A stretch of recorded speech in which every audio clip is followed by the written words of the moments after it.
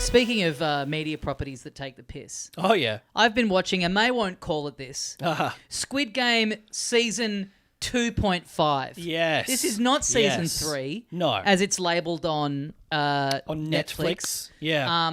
I think we both felt like we watched Season 2 and we enjoyed it. Mm-hmm. And it ends on sort of not even a cliffhanger. This kind of ends really abruptly, like mid-storyline. Absolutely, yes. And probably the most egregious of all the part 1, part 2s. big time. Yeah. And then you pick this one up and it's not doing a, you know, often there'll be, not even just a previously on, but there'll be a bit of a soft kind of, like in the actual next episodes, there'll be a bit of a like, hey, you know, here we are again. Mm-hmm. It's just straight back in there. Yeah, You're like, fucking, who's... Because those recaps, they're always like, they're so rapid fire. Yeah, they're not really like, you need Star Wars style scrawling text. Yes. Of like, here's what's happened, here's who this guy is. Because it leaves stuff out as well that you like need context for. Because we watched, it was like a 5-minute recap or something. Yeah. And still, like we've only seen the first episode of the new second part of the second season. Yeah. But yeah, even in the first 10 minutes of that, just being like, that recap needed to be way more in depth. Like, well, and you know what? I don't remember. It's really fucking. I feel like it's backfired too because this has come out to, I would say, quite little fanfare. Yes. You know, you think about like how crazy people went for the first one after they got onto it. Yeah. And then in lead up to, oh fuck, and there was like quite a long wait for the second one. Yeah. Then you wear people out, and I wonder I wonder what the numbers are like for it. Whether enough people know it's out to catch up on, or just were annoyed by the end of 2 or have moved on to something else, like whatever it is. I mean, it is always that thing with Netflix where it's like, they're going to put it at the top of everyone's Netflix homepage. Everyone's looking for something to watch all the time. True. But they also do put out enough stuff that like, stuff gets buried pretty quickly, I will say. Yeah, and I feel like if this doesn't catch on in the next few days almost, its time has come and gone. And I feel like they probably have like a fucking algorithm of like, the window of time where something needs to catch fire to do that. Because, like I was saying to you, even before I think either of us had watched it, that all I'd seen was some negative stuff about it. Yeah, I hadn't really seen anything online about it. And because like The Bear season 4 is also out. Was out even earlier maybe? Or it's been out for maybe about around a week the or same so. time, yeah. And I've seen like literally nothing about it. Yeah. Like I know Bridget's watching it because she has, I think, loved it all the way through. That was a show that people were really sucking themselves off over at a certain point. And absolutely. Then people just really fell off. Yeah, and I think, like I saw some commentary around like, why is there less interest in The Bear? And a lot of the comments were like, because it got worse. Yeah, which I feel like, I know Josh Earl's watching it and enjoying it. And he's like, I don't think it ever got worse. I think people just have like weird expectations for shows. I really liked a lot of that second season. I liked the first. I like never, even at the peak of it, I never like was obsessive about it in the same way that a lot of people were. Yeah, neither. So when I've watched it, I just don't have that same. I think it's really good, right? But I didn't think it was like.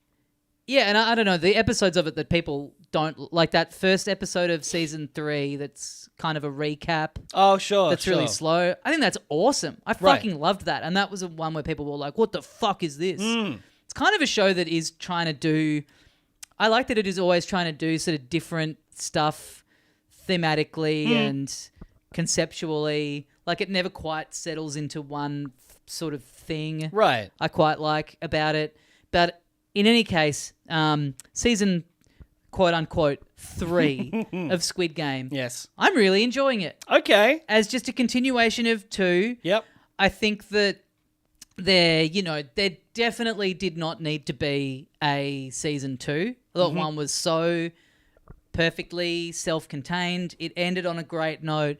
So I went into this with very tempered expectations. Sure. But it's still, it's obviously the impact of the commentary and everything like that is not there in the same way. But it's just it's an exciting premise. Yeah, it is. These fucking cunts in the pink suits. And you're like, and I loved the flip of, at the start of this season, doing a couple of the same doing like one of the same games. Yes. And him being like, I've got this. And then they're like, nah, now it's all like different stuff. Yeah. There's enough extra little wrinkles in there. You've got the guys on the outside trying to, find where the island is. Yep. And Is there a rat in their midst? Yeah. It's, I have low expectations of it, but I think we've got maybe two eps to go. It's like 6? Yeah, it's 6. Yeah. I agree with all of the consternation around that ending of the first half of the season was just so like, it's in the middle of a scene. Like, it's not structured at all like it was meant to be like this. And I don't know if we ever found out if they just made it and Netflix forced them to split it up or something. I think they would have gotten, because it's 6 and 7 eps, so 13's a big batch. So they would have known that they would have filmed it all at the same time. Yeah, that's They true. would have known that they were splitting it up. Maybe they wouldn't have known exactly where, but they also... Yeah, it does like that like definitely like that scene, that like sequence that caps off to is the sort of thing that you would do on an end of a season to end in a cliffhanger. And even splitting it up is like a little dodgy, but I get that they've got to do that kind of stuff to keep people subscribed. Right. But just don't call it season 3. And I think like us going into watch 2, if it had been labeled season 2 part 1, you would have known like, oh, okay, this is going to end kind of mid-action. Yes, totally. Absolutely. And like that shows have done that before, like Breaking Bad and Better Call Saul, or just one of the two. Sort of split up the season. Yeah. I think The Sopranos season 6 maybe was sort of released that way. Yeah, it's interesting. I think those ones are done for like production reasons, right? Like needing a bit more time. Whereas this is just pure like, we want to squeeze more money out of our subscribers. Yeah. But having said that, it is still a fucking good show. It's so well made. Yeah. The tension around it is like unmatched. I think the creativity of the games and the way that even they were twisting the games within the games. Yeah. Pitting people against each other and then forcing them to team up is always so interesting. Yep. The characters are so interesting and dynamic and have depth where you're like, well, because I know this character so well and they're in this situation, I know what the what the conflict is. And the hook in this one where they're like straight away, you can all vote after every game to keep it going or to bail. I don't think you've seen these people in episode 1 yet, but I'll tell you who's back. Those shitty English people who can't act very well. They've teased that. They've said the VIPs are coming They're back. They're back, baby. And I was like, having not heard anything about it, just watching it, I was like, well, surely they're going to get better actors this time. Yeah, I can't remember. I'm not sure if they're the same people or not. I can't remember the ones from season 1. But yeah, just dodgy stuff. Yeah. No offense if you're listening. No. If any of the VIPs are listening. Which I think we read in after season 1, like, it's just because there's not a lot of Western actors working in Korea. Yeah, they came out and there was something about like how weird it was to work on and everything and how they were directed and everything, but yeah. I'm okay with that. The English language stuff from a Korean show being the worst part of it. Yeah. Okay, that's fine. Yeah. Whatever. Yeah. But I really like it. I like the conflict and the sort of intrigue with the guys on the boat. Yeah. That's awesome. Love I don't have any great hopes for that. You know what I mean? It's to be of the. I feel kind of the same way about it that I did about Borat 2. You know what I mean? To have like such a high watermark of the first one. Yeah. To even get it like a 6.57 out of 10. Sure. With Borat, it was like after all that time, it was like, that's a fucking pretty good result. Sure. For something that they were like, did not design as being a second season, so really had to like, he was working on that first one for, he had the idea such a long time ago. It's and like then 10 years. Quite quickly have to put together, for it to be as good as it is, I think is like pretty impressive. Yeah. And I think like moment to moment, it's a really exciting show. Yeah. And I'm not expecting some big banger explosive ending because like, the first one had a great ending. So I don't, as long as it's, I'm sure it'll be like fine. Yeah. A good, not a waste of time. Yeah. All things considered. Exactly. I can't imagine how it could be, something that like ruins the show. And However, the lightning in a bottle thing of like watching season 1, kind of it all in lockdown and everyone kind of getting onto it. It's like you're obviously not going to have that again. No, but let's check in a week's time. Yeah. And we'll see how we feel about the ending. Yeah. Every time we loaded it up and it said season 3, it really fucking annoyed me. It really, really annoyed me. Well, yeah, we watched it kind of over maybe the course of 2 nights. Yep. Really, really got through it. And yeah, we had watched the first half. It was back in January, was it, that it came out? It was like It was New Boxing Year's? Day. It dropped on Boxing Day. That's right. Yeah. I think we watched it when we went away for New Year's. Yep. And we were pretty fucking hooked. Like, I still liked it a lot. We were all, I think, a little I was curious. skeptical. Yeah, I was like, yeah. it's especially that time of year. We were really into like, how good's it going to be? That week between Christmas and New Year. Yeah. Just like nothing on. Just kick back, watch the new Squid Game. That'll be really fun. And then we like unexpectedly had my partner's mother staying with us. Oh, yeah. And then Lauren got really sick. And so I was just Yes. having to entertain the mother-in-law solo Yep. for that entire week. And the whole time just thinking like, God, I wish I was watching people's fucking heads splat on some concrete right now. Yeah. But by the time it made it all the more sweeter by the time we got around to it. Yeah. Well, like, yeah, they've found a way to keep it interesting. The twist of like, him inserting himself in there, and it sort of starts out like it's exactly the same, and then they start fucking with him. Yeah. Yeah. And I mean, look, if you haven't watched the first half of Squid Game, we'll spoil that. I mean, the first half of season 2. Yeah. We'll probably get into. I think we'll get into everything that happens in season 2. We may as well. It's been out a couple of weeks now. I think if you're interested, you've gone in pretty early. Yeah. Because I would say, like, I liked it more than I thought I would, but I still would be completely fine with it not existing.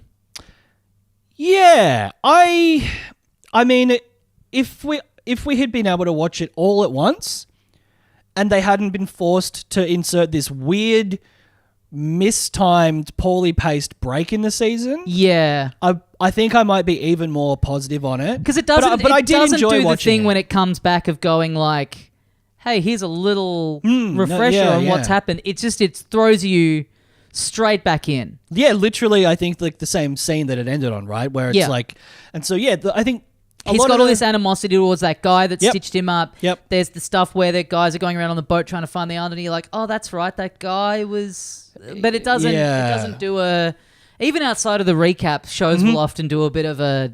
There'll be a bit of dialogue that's like very like leading. Yeah, or, and there was like maybe one line which was like, basically was like, yeah. So remember how you tried to have a riot and steal the guns and take over? Well, it failed and they all died. Yeah. Like there was basically that. But you're right, there was so much stuff. And I think it kind of does a disservice to the first half of that season because I really liked a lot of the stuff with the woman who was working at the theme park and the caricaturist guy. Oh, her and the by the sick time daughter. by the time we get to like the end of this batch of episodes, I was like, I don't know who this is. Yeah. It's like they really lean hard on like her and her storyline, and I was like, I kind of could. I was like, okay, she's trying to infiltrate, and because it's they're bad guys. Yeah. All right, I'm on her side, I guess. Yeah, I can't remember why, but yeah, and like because it is a shame because like she was a defector from North Korea, and she left her like husband behind who got killed. Her daughter is missing, presumed dead. Yep. And then she has this connection with this young girl at the theme park, and then the father is there, and she's like, "Ah, shit. Well, I got to get this guy out of here." Yep. Like the reason that because I think she was like trying to help him get money for the daughter's medical care, Right. and that's also why he was there. He was like, "Well, I need money. She's gonna die." Yeah. And so there are all these like genuinely, and I think well acted, storylines that, you just like. Well, what's going on here? What is her daughter dead, or because she ends up going to look for her in China, But yeah, it takes away from a lot of the impact of these things that could have been quite emotional. Exactly, yeah. And I think when you've established this format in season 1 of like, even though it's only been one season, we see the games through to their conclusion. Yep. That's a season. Yeah, and so yeah. to end a season kind of midway through, and it's not even like it really ends on a cliffhanger, it just ends with some stuff happening. Yeah, yeah. And then we come back and there's no like, oh, did he end up pulling the trigger? Yeah, it's yeah. like now we're just continuing on. Yeah. There's no cliffhanger. There's no resolution to it. It's just like, yeah, here's the second part of this set of the game. Yeah, yeah, yeah. Yeah. And like there's a few wrinkles. Like also I loved in the first half of the season the boss guy. Yep. Being there, playing the games with them. Yep. Fucking with the guy, and that relationship developing in this weird sort of like the bad guy thinks they have a connection, and they're like, you know, what's his name? Gihung, I think, is going to have the same arc that he did of becoming this like cold-hearted guy. And I feel like that's the one that maybe stuck with me the strongest. Mm-hmm. And so seeing that through to the end was, you know, satisfying. But yeah, so many of the other ones, like and I think genuinely the young detective guy on the boat. Yeah. Nothing happens. Yeah.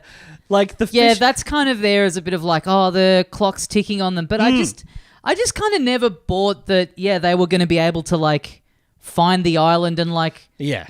Then what? Yeah, yeah. Like there's 2 of them. Yeah.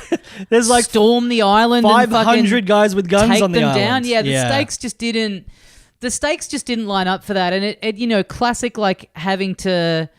I think was it like the first half was like 7 eps and then this was 6 or something like that. Something like that, yeah. So kind of a longish season and then like a fair bit of padding. Like some of the games we were just hanging on for so long. Like the bit at the end of them on the podiums where they're just like debating what to do for fucking ages, it felt like. Yes. There were a lot that was the annoying thing about it was like you could have condensed a lot of this into one season and not had so much like it felt like filler. And that would be the right thing to do creatively, but financially. Yeah.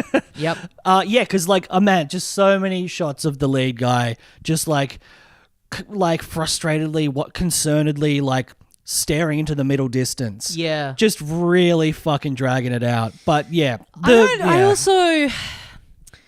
The conceit of getting to vote after every game... whether to stay or everyone cash out and go. I guess I just didn't buy that literally everyone would want to stay. Yeah, right. I don't know that I really... Once it got to a certain point and that these people have nothing, and I know the point being like, oh, but people are greedy. People are greedy. Like, I know all that. But I still think once it got to a certain number and there's that few of them left... I just really didn't like they get into a point where the difference of what you stand to make and the risk versus reward. Yeah. The actual extra that you get is like so negligible. Yep. When you consider like what you're walking away with. I just had a hard time buying it. I just had a hard time buying it that everyone would go, no, I probably am going to die, but I'll stay. Yeah. I don't know. I just found it tough to buy into. Yeah, and like yes, because I think like the twist they do with the last game is that they are like, the game's runners are like, we'll guarantee that only this many people have to be eliminated from this game. Yep. And hey, it turns out that the 3 people left are the people who want to leave the game and you guys don't like, is like, that's a good idea. But even so, like you say, it's like the difference monetarily versus the risk of getting fucking... Exactly. You know, yourself getting knocked off is once you've been in there for that long and you've seen how these things pan out and what you're going to have to do to get there is like, hey man, just take the money. And it's like... more money than you ever could have fathomed. Exactly. And I know... Yes, I know that bringing logic into this thing when that's the point that it's trying to make, but you've still got to be like, yeah, I believe people en masse would act that greedily. Yeah, like once it gets down to that number. Yeah, because in the other season... but even when they're voting when there's like that many people, it's like, I'm scared, I want to go home. Yeah, no, totally. And like there were kind of not ridiculous things, but there were things that stretched the limits of believability in the first season. But you always still believed it. And I think they justified all of it well enough that you were like still, you know, like really invested and really on the edge of your seat watching it. Yeah, and I think like I don't know if I loved the baby being in there. It was like interesting, but then again, when you get into this thing of like, it's all well and good to have characters that are like, I'm greedy. We can all opt out. I'm not going to. I'd rather risk it. I want as much as I possibly can. I don't care who I have to step over in order to get it. I believe, I can buy that. But then once you go, that same person is also going to go, yes, let's kill a baby. Yeah. That's not in the same realm. No. That's like such an above and beyond, like different style of evil. Yeah, that goes so far beyond just like pure human greed and selfishness that I'm like, sure. This is a different character now. Like I don't even like the VIPs being up in the room being like, yeah, I'm loving watching these fucking peasants suffer. It's like, okay, that tracks. Yeah. This, I get that metaphor, but then when they're like, yeah, I hope one of them does kill the baby, it's like, now hang on. Yeah, even just because they choose, or maybe it's the boss who is like, the baby is going to be part of the game. Yeah. It's like, I don't think that anyone would make that call. Like, it's insane. Yeah. Like, and yes, you're right. It is such a, and like, I feel like in like if you get right down to the truth of what anyone would do in that situation, or in a similar situation even, I don't think you would sacrifice a baby over yourself. Well, that's what I mean. I mean, it created this thing, this sort of, I don't know what you'd call it, but I just knew what was going to happen. Yeah. He's the main guy. Yeah. He's not going to just like fucking trip and fall on the third one. No. It will be him and the baby left.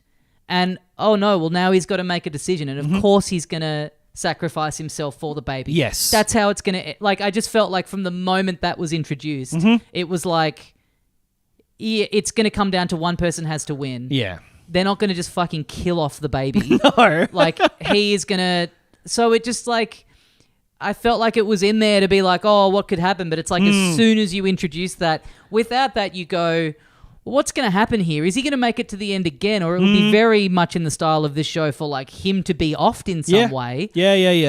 The baby just made it. It just sort of disappeared. It kind of evaporated all that tension and that like and the question mark of the whole thing. Exactly. You know this character, this lead character, which is great. Like, it's a real positive for the show overall that we know how these people will act because they feel like real people. Yeah. But that means we know that this guy is never, ever going to put himself above the life of a child. It's and just I think not that happen. The way that they set up that game, I just was like, immediately, I just knew like, oh yeah, he's just gonna, he's gonna fucking have to like push them all off. Yep. And then it'll be him sacrificing himself. There was no like, and I know in everything, the hero's gonna win or what in most stuff. And it's like, it's watching that happen that's satisfying. But it was like knowing that and then it was like stretched out and there were no twists or turns along that way. I was like, yeah, this is just not that interesting of a final challenge. Yeah. Which I think the whole second half kind of, even though I do think that like the way that they compare him to the boss guy is an interesting emotional arc to look at and to be like, no, fuck you. I'm better than you. I'm going to sacrifice myself. Yep. I'm not going to become... Like, that's good. That's a good story. Yeah. But apart from that, he's kind of really sidelined in that second half of the season. Yeah. Like, most of the season is the hide-and-seek game, basically. Yeah, which I liked. I liked the hide-and-seek cool. game. And we still have so many interesting characters around to worry, like, who's going to make it through, who's going to get found, who's on what team, like, the fucking... The son guy with the glasses, like in the like little afro, being too cowardly to do anything, and then the mother doing what she does, and like the fucking baby getting born. Yep. And then the other character getting killed right at the fucking last minute, stabbed in the back. Yeah. By old mate. That was all really good stuff. Yeah. And like Gihun getting his revenge on the guy who was too cowardly to bring the guns to the front. Yep. That was all cool stuff. Yep. But it did take a long time. But even so, and then we only have the skipping rope game and then the final game. Oh yeah, the skipping rope game. That was cool. Yeah. Yeah. Him thinking he could go back. Yeah, I liked all that. Yeah. Yeah, I think that was all right. And again, enough other characters causing conflict in ways that aren't totally predictable. You know, like one of the guys getting to the guy being like, I'm just going to push everyone off. It's like, that's, I mean, sure, like that's a dick move, but if you want to win the game, that is a smart thing to do. Like all of that stuff in there. I will say, and this is such a classic, like, dude move, but as soon as that game starts and you see the thing going over, I was like, I think I know what you're going to say. I could just fucking run straight through it and like just run across. Yeah, I was just run across, jump once. Yeah, I was like, done. I wonder how low it's going. Couldn't you? Could you lie down and just crawl? Oh yeah, no, I was like, because you know, and it does go faster, which is fair enough. But initially, it was like it takes 4 seconds to rotate. So I was like, I reckon run for 4 seconds. Yeah. You're probably most of the way across. There was also just a bit of telegraphing with stuff too, like the being on the platforms and having to like push the button before it officially starts. Yeah. And that guy falls off, but they show you really deliberately before that the button not being pushed. Yeah. And then when that's starting to, we were both like, oh, well, they haven't pushed the button yet. Yeah. And then they try and do this big reveal of like, oh, see, it's like, Yeah. And then we have the guy going to LA. And I still don't really know how I felt about this. I kind of like this sort of ridiculous like little thing at the end in anything that does it. Sure.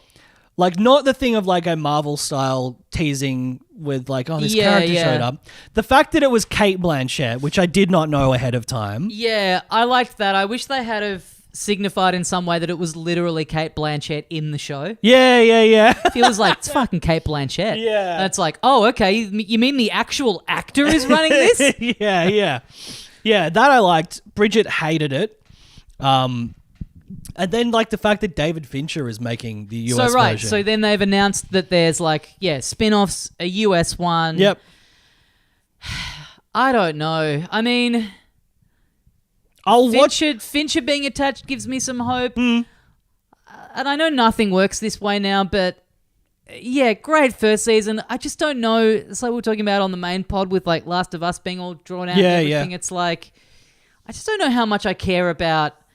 I don't trust that it's just going to continue to be, that it's not going to just continue to be diminishing returns. Yeah, sure. Like, on paper, interesting, could watch it, but when you know that something isn't like, we wrote this show with 4 seasons in mind, we really want it to be successful, we want to be around for a long time, not just like, we made it, we were lucky to make it, and now Netflix are demanding more, so we've had to just like figure it out. Yeah. Doesn't give you a great deal of confidence. No. And it's odd that someone like David Fincher, who, is like a real auteur, like he really gives a shit about everything he makes. Not that I watch this show, so I don't have a horse in the race, but why isn't this cunt finishing off Mindhunter? Yeah. No, I know. It's a great show. If he's doing anything for Netflix... Yeah.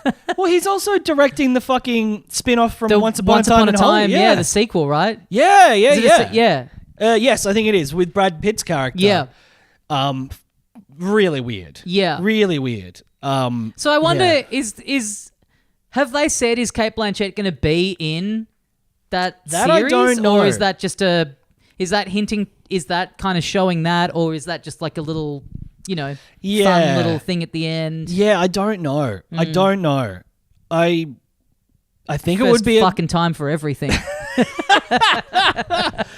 It'd be cool if she was that character who was doing the flipping thing, like going around to fucking subway stations and shit. Yeah, her doing a full series of something would be awesome. Yeah. I mean, I guess that character's only in like the start, the first few episodes. Oh, true. Yeah, true. But, whatever, that's great. But yeah, I mean, think like all those things, like it's just, and I think they did a good job of mixing it up in the season for sure. But there was really nothing like that first season of like, this fucking guy at the train station and they get in and here's the hook and the games function like this and they actually fucking get shot. Like it's kind of it's hard to it's just hard to imagine anything having that same impact again. They can make the games more extreme and they can put little twists in, but just the like with that and then they all get out in that like second episode. They do so much in that first season that they must have wished they kind of held on to for a second batch, but I mean you think of like, okay, Fincher does a US one. You know, I mean, he's done the style of films that he's made and the content that he's, you know, like adapted and stuff. Yeah, he probably would have some interesting ideas. I think so, yeah. But also Netflix themselves have done so much to fucking dilute what's cool about the show by making their own reality show version of it. And like you just get this sense that everyone involved in the corporate side of things just really does not get the show and what's good about it and interesting about it and what it's saying and like making merch and I mean, yes, if it's this franchise thing that goes for another 10 years, like get Charlie Brooker to make the British one, I guess. Like he's already working for Netflix. But also, like you say, even Black Mirror. Oh, I mean, that's tough. Like Black Mirror, I think, had diminishing returns for a long time, and then I think the last 2 seasons have been pretty good. Yeah. But I don't know. I will watch US Squid Game. I'll watch it. Yeah. Just even if out of pure curiosity. I liked this one enough that I liked it all overall. I wasn't. Yeah, I don't think it was essential by any stretch, but I was entertained. Yeah. I did have fun watching it.